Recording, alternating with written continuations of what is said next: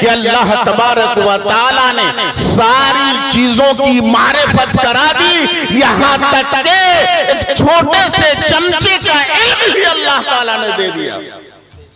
सारी चीजों की हकीकत का इल्म दे दिया और उसके बाद फिर फरमाया फरिश्तों से इन चीजों के नाम बताओ। तो अगर तुम अफजल समझते हो अपने आप को, तुम अगर अपने आप को ऊंचा समझते हो, तो इन चीजों के नाम बताओ। फरिश्तों ने अपनी ला इल्मी जाहिर की थी कि नहीं? तो बताने का मकसद ये है, हजरत आदम को सजदा फरिश्तों ने बाद में किया, पहले रब तबारक व तआला ने हजरत आदम को इल्म दे करके ये साबित कर दिया कि इल्म ये अफजलियत की बुनियाद है। जो इल्म वाला होता है, जिसके पास इल्म नहीं है, उसके सामने उसे झुकना पड़ता है। हजरात गिरामी, लेकिन हम और आप चूंकि ज़हनी तफरीह के आदी हो गए हैं, इसलिए जब हम इस उन्वान पे खिताब सुनते हैं ना इब्लीस के बारे में, फसजदू इल्ला इब्लीस, सबने सजदा किया, इब्लीस ने इनकार कर दिया, तकब्बुर किया उसने, घमंड किया उसने। इब्लीस के पास भी बहुत ज्यादा इल्म था, वो भी बहुत बड़ा आलिम था। तो आलिम में तकब्बुर आ जाए वो इब्लीस हो जाता है। तो इल्म की तवज्जो दीजिएगा, मनफी पॉइंट, अगर इल्म की फजीलत बयान करो तो कुछ इल्म के दुश्मन ऐसे मिल जाते हैं, फौरन कहते हैं अरे इब्लीस के पास भी बहुत ज्यादा इल्म था। ये माइनस पॉइंट है जी, ये मनफी सोच है और बहुत मजा आता है, ये सुनने में बड़ा मजा आता है। मोहतरम हजरात, अरे इब्लीस के पास इल्म था, लेकिन उसके पास रहमानी इल्म नहीं था। अरे आदम के पास रहमानी इल्म था। तो इल्म जो सबब फजीलत है, जो बुनियाद फजीलत है, वो इल्म है जो रहमानी इल्म है, जो शैतानी इल्म है वो नहीं है। तो बात होती है जब फजीलत की, इल्म की फजीलत की, तो रहमानी इल्म की बात होती है, शैतानी इल्म की बात नहीं। तो हजरात गिरामी, ये तालीमी कॉन्फ्रेंस है मुसलमानों, तुम अपनी तारीख उठा करके देखो। आज तुम्हारे दुश्मन तुम पर हमला कर रहे हैं, तुम्हें वो बदनाम करते हैं, प्रोपेगेंडा करते हैं मुसलमानों के खिलाफ कि मुसलमानों ने दुनिया को क्या दिया, मुसलमानों ने दुनिया को क्या दिया। ये हवाई जहाज, ये मिसाइलें, ये पेट्रियट, ये एटमी ताकत, ये सोशल मीडिया की तरक्की, ये साइंसी इजादात, ये सब कुछ दूसरों ने किया है। अहले यूरोप की मरहूम मिन्नत है। ये सारी तरक्कियात मुसलमानों ने क्या दिया है। और हमारे नौजवान जो पढ़ते हैं ना स्कूलों में, कॉलेजों में, वो मरगूब हो जाते हैं कि हवाई जहाज बनाया तो गैरों ने बनाया, ये बिजली की इजाद की तो गैरों ने इजाद की, ये सारी नित नई इजादात हैं, ये गैरों की हैं। वाकई हमारे पुरखों ने क्या किया, ये तुम्हारी तारीख से नादानी की दलील है। तुम जानते ही नहीं, तुमने अपनी तारीख पढ़ी है, जरा सा देखो। अरे पहली सदी से लेकर के 7वीं सदी हिजरी तक मुसलमानों के इल्मी उरूज का जमाना था, उरूज का जमाना था। मैं मिसाल के तौर पर पेश कर देता हूं, ये जाबिर बिन हय्यान जिनकी वफात 198 हिजरी में है, जाबिर बिन हय्यान। अरे तुम्हारे दुश्मन ने जाबिर बिन हय्यान को जबीर बना दिया। पहले यूरोप ने जाबिर बिन हय्यान का नाम बदल करके, ताकि पता ना चल सके ये मुसलमान था, मालूम ना हो सके, उसको बना दिया जबीर। क्यों? इसलिए कि उनको अच्छी तरह मालूम है कि जाबिर बिन हय्यान वो वाहिद मुस्लिम साइंसदान था जिसने केमिस्ट्री की बुनियाद क्या केमिस्ट्री का पानी है वो। केमिस्ट्री एक्सपेरिमेंट, उसका केमिस्ट्री के तजर्बे उसके मरहूम मिन्नत है। उसने अपनी पूरी जिंदगी कीमियावी तजर्बात में सर्फ कर दी। सोना बनाने की उसे धुन सवार थी। उसने तेजाब इजाद किया है। ये कीमिया जितने हैं ना, अबे जो सोना है, सोने को जो पिघलाया जाता है उसका केमिकल इजाद करने वाला जाबिर बिन हय्यान। तो केमिस्ट्री का बानी जाबिर बिन हय्यान। और देखो, और दूसरे और कितने मुस्लिम साइंसदान गुजरे हैं। ये जो तिब है ना, ये जो फिजिक्स डिपार्टमेंट है, इसमें बहुत से शोबे हो गए हैं। जूलॉजी है, बायोलॉजी है ना, ये सब है कि नहीं है?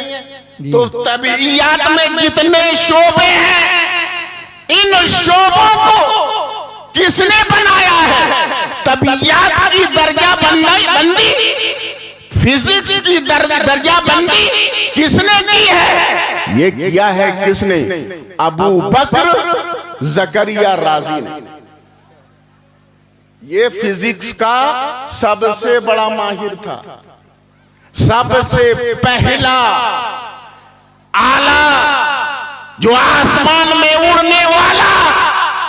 आज जो हवाई जहाज है ना, ये मिसाल है, ये नकल है। सबसे पहले मुस्लिम साइंसदान ने आसमान में उड़ने वाला आला पैदा किया है, उसने इजाद किया है। ये उस्तुरलाब किसकी इजाद है? ये मुसलमान साइंसदानों की इजाद है।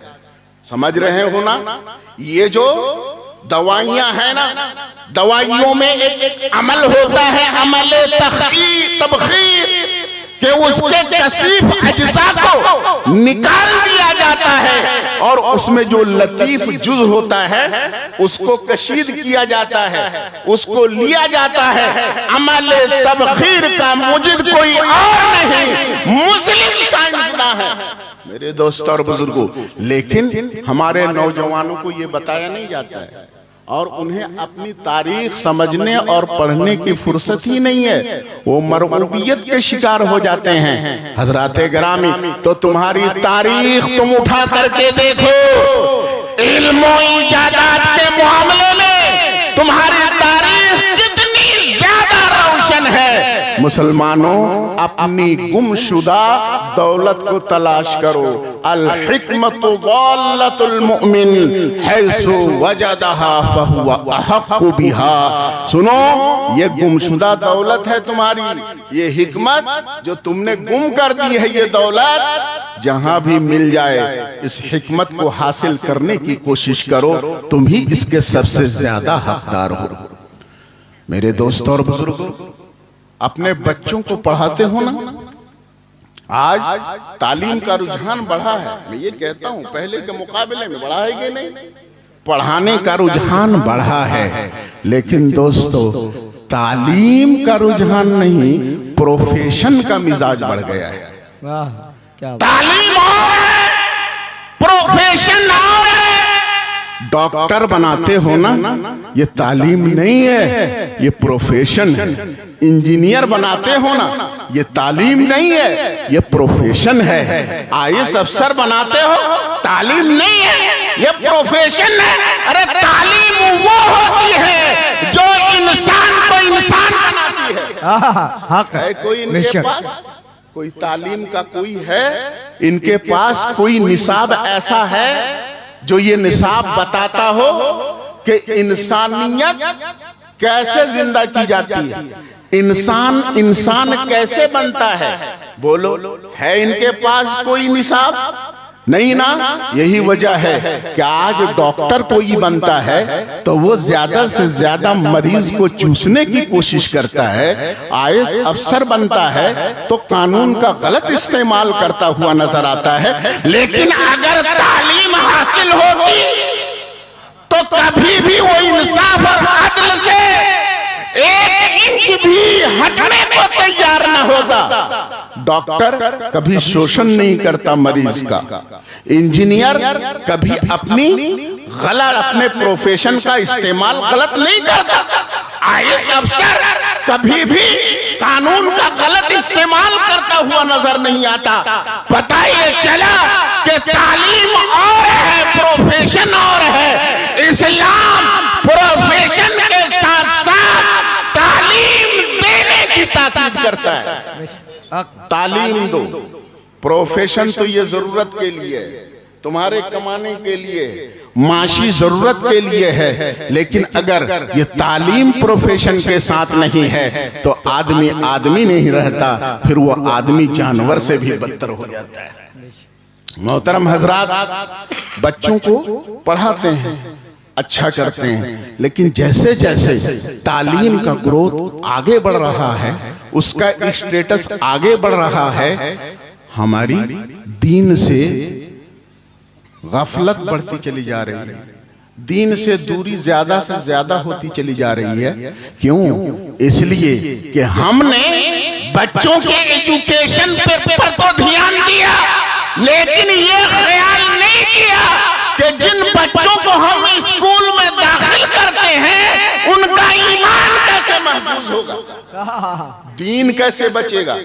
इंग्लिश मीडियम में अपने बच्चों को पढ़ाते हैं फख्र के साथ, 3000, 4000, 5000 महीना देते हैं, फीस भरते हैं, लेकिन कभी ये सोचा, ये देखा, वाच करने की कोशिश की, ये तहकीक की कि जिस बच्चे को हमने इंग्लिश मीडियम में डाला है वो ABCD तो पढ़ रहा है, वो अंग्रेजी तो पढ़ रहा है, लेकिन क्या उसके अंदर दीनी बेदारी भी है कि नहीं है? वो इस्लाम को कुछ समझता भी है कि नहीं? वो इस्लाम से कहीं दूर तो नहीं जा रहा है? नतीजा ये हो रहा है कि पढ़ लिखने के बाद वही बच्चा जब बड़ा अफसर बनता है, डॉक्टर बनता है, इंजीनियर बनता है, तो वो दीन से कोसों दूर निकल चुका होता है। अब हम कहते हैं कि ये क्या हो रहा है? अरे ये तो हाथ से निकल गए।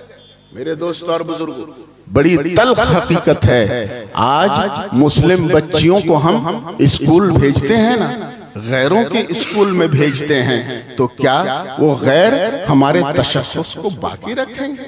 बोलो, क्या हमारी मजहबियत हमारे साथ रहे वो कभी ये गवारा कर सकते हैं? हरगिज नहीं। आज माहौल तो ऐसा बन चुका है कि किसी भी तरीके से मुस्लिम बच्चियों को इर्तिदाद के जाल में फंसो, झूठी मोहब्बत के जाल में फंस करके उनका दीनो ईमान लूट लो। ये हो रहा है कि नहीं हो रहा? आज मुस्लिम बच्चियां मुर्तद हो रही हैं कि नहीं हो रही हैं? गैरों के साथ जा रही हैं कि नहीं जा रही हैं? बोलो, इसकी वजह क्या है? इसका सबब क्या है? यही है ना, अरे इल्म दो, एजुकेशन दो, लेकिन पहले उसे पक्का सच्चा मुसलमान बनाओ। अपनी तारीख उठा कर के देखो, हम आज क्या कर रहे हैं? स्कूलों में अपनी बच्चियों को भेजते हैं, लेकिन कभी ये ख्याल होता है अपनी बच्ची को आलिमा बनाएंगे, अपनी बच्ची को मुफ्तिया बनाएंगे, अपनी बच्ची को हम मुहद्दिसा बनाएंगे, अपनी बच्ची को हम फकीहा बनाएंगे? कभी ये ख्याल होता है? मेरे दोस्त और बुजुर्गों, जरा तारीख उठा करके देखो, हमारी तारीख कितनी ताबनाक है, कितनी रोशन है। उलमाए किराम जानते हैं कि 7वीं सदी हिजरी तक ख़वातीने इस्लाम मुहद्दिसा भी हुई हैं, फ़क़ीहा भी हुई हैं, तारीख की माहिर भी हुई है। देखो जरा हजरते अबू बकर समरकंदी रहमतुल्लाह नारे तकबीर, नारे तकबीर, नारे रिसालत, नारे रिसालत। एक मरतबा दुरूद पाक पढ़ लीजिए। अल्लाहुम्मा सल्ली अला सय्यदिना व मौलाना मुहम्मदिन मक़दुनिल जूद वल करम मंबइल इल्म वल हिल्म वल हिकम व बारिक व सल्लिम सलातन व सलामन अलैका या रसूलल्लाह, सलातन व सलामन अलैका या हबीबल्लाह। हज़रात गिरामी, क़यामत बहुत करीब आ चुकी है, क़यामत बहुत करीब आ चुकी है और क़यामत के कुर्ब की एक अलामत